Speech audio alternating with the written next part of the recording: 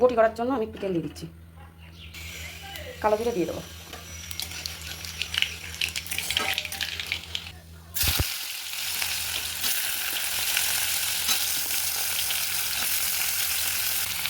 হলুদ দিয়ে দেবো,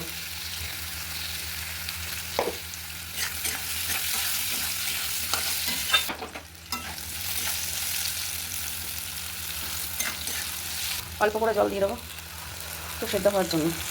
সেদ্ধ হয়ে গেছে, আমি এখন সর্ষে লঙ্কা আর একটু অল্প পোস্ত দিয়েছিলাম, দিয়ে দিলাম।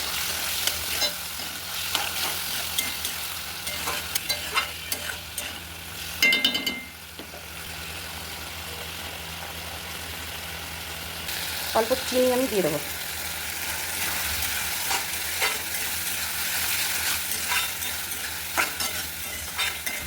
সাধারণ মশলা দিয়ে তৈরি করা বন্ধুরা খেতে খুব টেস্ট লাগে। আপনারা এইভাবে রান্না করে খেয়ে দেখবেন, ভালো লাগলে লাইক, কমেন্ট আর শেয়ার করবেন।